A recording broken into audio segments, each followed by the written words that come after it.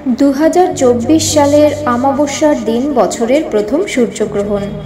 জ্যোতিষশাস্ত্র মতে এই গ্রহণ বিভিন্ন দিক থেকে তাৎপর্যপূর্ণ। 50 বছর পর দীর্ঘক্ষণ এই গ্রহণ হতে চলেছে। এটি এই বছরের প্রথম পূর্ণগ্রাস সূর্যগ্রহণ। চলুন জেনে নেওয়া যাক কবে এবং কতক্ষণ ধরে চলবে সূর্যগ্রহণ, কি কি প্রভাব পড়তে চলেছে। এই গ্রহণ কি ভারতে দেখা যাবে? কতক্ষণ স্থায়ী হবে এই গ্রহণ? কোথায় কোথায় দৃশ্যমান হবে? সূর্যগ্রহণের এই সব তথ্য জানতে ভিডিওটি শেষ পর্যন্ত দেখার অনুরোধ রইল। 2024 সালের 8ই এপ্রিল চৈত্র অমাবস্যায় সূর্যগ্রহণ ঘটতে চলেছে। 8ই এপ্রিল মানুষ দিনের বেলায় রাত অনুভব করবে, কারণ এটি একটি সম্পূর্ণ সূর্যগ্রহণ হবে। বিশেষজ্ঞদের মতে প্রায় 7 মিনিটের জন্য সূর্য দেখা যাবে না। এই গ্রহণ 1970-এর আগে ঘটেছিল।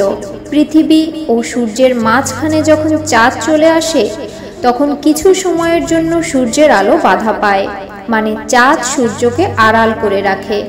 আর এই সময়কালকেই পূর্ণগ্রাস সূর্যগ্রহণ বলা হয়। 50 বছর পর এবছর গ্রহণের সময়কাল এত দীর্ঘ হতে চলেছে। 8ই এপ্রিল সূর্যগ্রহণে মোট 4 ঘন্টা 25 মিনিটের জন্য ঢাকা পড়বে সূর্য। আবার 7.5 মিনিটের জন্য পৃথিবী অন্ধকারে ঢেকে যাবে। মার্কিন মহাকাশ সংস্থা নাসাও এই গ্রহণ ইউটিউবে সরাসরি সম্প্রচার করবে। 8ই এপ্রিল 10:30 থেকে নাসা থেকে সরাসরি সম্প্রচার শুরু হবে। সম্পূর্ণ সূর্যগ্রহণ লাইভ দেখানো হবে। এছাড়াও নাসার বিজ্ঞানীরা গ্রহণ সম্পর্কে আলোচনা করবেন। টেলিস্কোপের মাধ্যমে এই গ্রহণ যতটা সম্ভব কাছ থেকে দেখানো হবে। সূর্যগ্রহণ কখনোই খালি চোখে দেখা উচিত নয়, এতে চোখের ক্ষতি হতে পারে।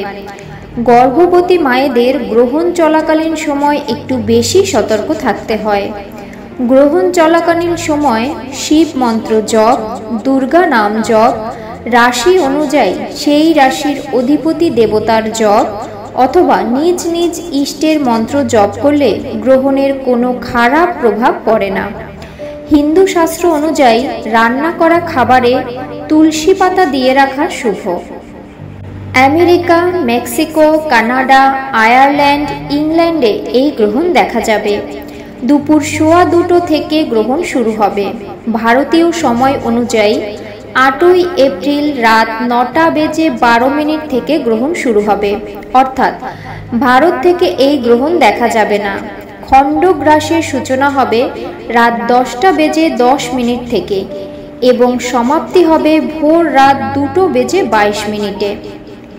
জ্যোতিষশাস্ত্র অনুযায়ী সূর্যগ্রহণ যখন শুরু হবে তখন ভারতে রাত থাকবে, তাই এখানে এই গ্রহণ অদৃশ্য অবস্থায় থাকবে। সূর্যগ্রহণ দেখা না যাওয়ায় কোনো সূতক কাল মান্য হবে না। ভিডিওটি ভালো লাগলে লাইক করুন। আরও ধর্মীয় ভিডিও, পৌরাণিক কথা এবং বিভিন্ন দেবদেবীর পূজা পাঠ সম্পর্কে জানতে চ্যানেলটি সাবস্ক্রাইব করে রাখুন।